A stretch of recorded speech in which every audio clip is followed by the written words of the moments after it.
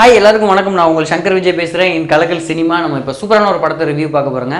அருண் விஜய், மகிமா அண்ட் தம்பி ராமையா அவர்கள் நடிப்பில் அறிவழகன் இயக்கத்தில் வெளிவந்திருக்கும் படம் குற்றம் 23.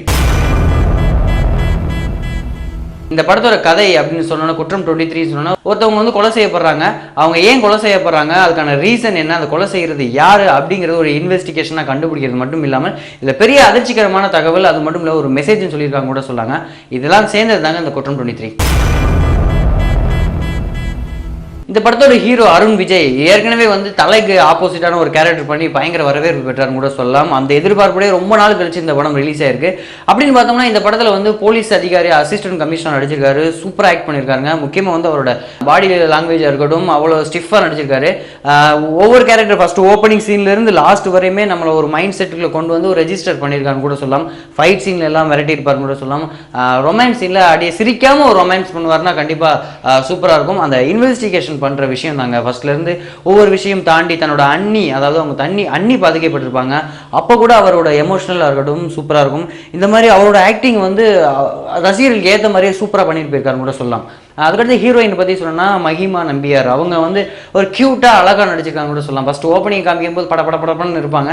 அதுக்கடுத்து ரொமான்ஸ் சீனில் வந்து அவரோட சூப்பராக அழகாக ஆக்ட் பண்ணியிருக்காங்க. உண்மையிலே எல்லாருக்கும் ஒரு பிடிச்ச ஹீரோயினாக வருவாங்க.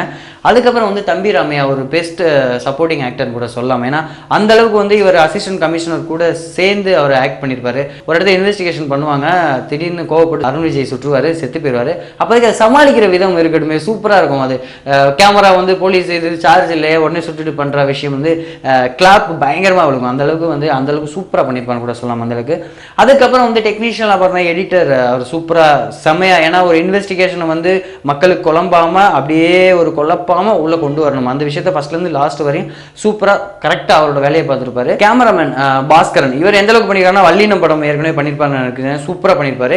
இதுல அவரோட கேமராமேன் தாங்க ரொம்பவே கை கொடுத்துருக்காருன்னு கூட சொல்லலாம். ஏன்னா ஓப்பனிங்ல வந்து அந்த சர்ச்சோட விஷுவலா இருக்கட்டும் சூப்பரா காமிச்சிருப்பாரு. அந்த ஓப்பனிங் அந்த சஸ்பென்சிவான கேரக்டர், ஏன்னா நம்ம த்ரில்லிங் தேவைப்படுது அந்த இடத்துல வந்து ஒவ்வொரு ஃப்ரேமே வந்து செதுக்கி இருப்பாருன்னு கூட சொல்லலாம். அந்த அளவுக்கு ரொம்ப ரொம்ப கை கொடுத்துருக்காரு. முக்கியமா ஒரு வீட்டுக்குள்ளேயே ஒரு ஃபைட் நடக்கும். அந்த இடத்துல வந்து கேமரா உண்மையிலே சூப்பராக விளாண்டுருக்காங்க கூட சொல்லலாம். அதுக்கப்புறம் வந்து ஒரு சேசிங் சீன்ஸ்லாம் இருக்கும். அந்த இடத்துல வந்து சூப்பராக பண்ணியிருப்பாங்க.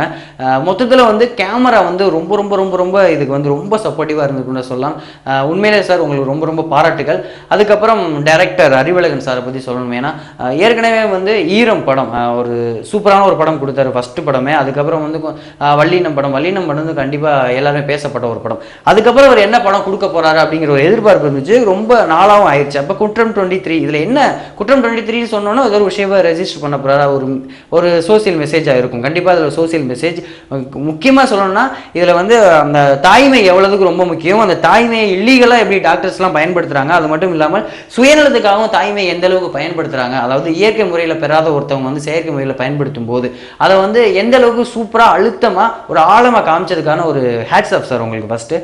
அது மட்டும் இல்லாமல் ஃபர்ஸ்ட் ஹாஃபில் வந்து சூப்பராக ஒரு சஸ்பென்சிவாக வச்சு அதை கொண்டுட்டு போன விதமாக இருக்கட்டும். கிளைமேக்ஸில் வந்து அளவான சாங், முக்கியமாக வந்து அளவா சாங் வச்சதாக இருக்கட்டும். அருண் விஜய் வந்து அவருக்கு ஏற்ற மாதிரியான எக்ஸ்ட்ரா டைலாக் இல்லாமல் அப்படி ஒரு அலட்டல் இல்லாமல் கொண்டு போனது எல்லாமே இந்த படத்துக்கு ப்ளஸ் பாயிண்ட் ஒன்று சொல்லலாம்.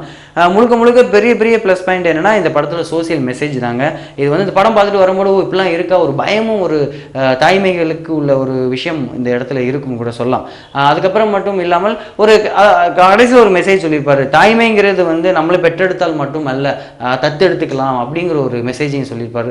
இதெல்லாம் வந்து இந்த படத்துக்கு ப்ளஸ் இருந்தாலும் சின்ன சின்ன குறைகள் அப்படின்னு சொல்லணும்னா ஃபர்ஸ்ட் ஹாஃப்ல வந்து ஓகே அந்த கொலை பண்ணிடுவாங்க, அதை இன்வெஸ்டிகேஷன் பண்றாரு, அதையே டிராவல் பண்றாரு. அந்த ஃபர்ஸ்ட் ஹாஃப் ஃபுல்லாக அதையே லென்த்தாக டிராவல் பண்றது ஒரு கொஞ்சம் குறைவா இருக்குன்னு கூட சொல்லலாம். அதுக்கடுத்து செகண்ட் ஹாஃப்ல வந்து அப்படியே டோட்டலாக கதை மாறுது. இருந்தாலும் வந்து சில இடத்துல இந்த சஸ்பென்ஸ் வந்து ஆல்ரெடி தெரிஞ்சிருது நம்மளுக்கு.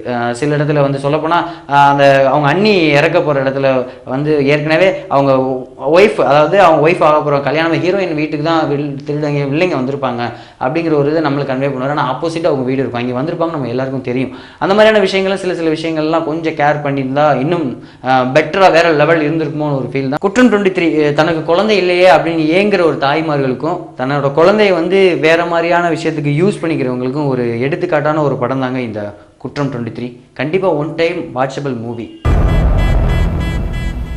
என்னோட ரிவ்யூ மட்டும் இல்லாமல் தமிழ் சினிமாவில் சுட சுட நியூஸ்லாம் நீங்கள் தெரிஞ்சுக்கிறீங்கன்னா கலக்கல் சினிமா ஃபேஸ்புக்கை நீங்கள் ஃபாலோ பண்ணலாம். அது மட்டும் இல்லாமல் ட்விட்டர்லையும் ஃபாலோ பண்ணலாம். அது மட்டும் இல்லாமல் யூடியூப்லையும் நீங்கள் ஃபாலோ பண்ணலாம். வீடியோஸ்லாம் பார்க்கலாம். அப்படியே சப்ஸ்கிரைப் பண்ணுங்கள் கலக்கல் சினிமாவை மறந்துடாமல். அப்படியே அந்த ஏரியா பக்கம் வரும்போது சங்கர் விஜய்னு ஒருத்தர் இருப்பாங்க. அதை நான் தான் அப்படியே என்னையும் நீங்கள் சேர்த்து ஃபாலோ பண்ணுங்கள். அதுவரை உங்களிடம் விடைபெறுவது உங்கள் சங்கர் விஜய்.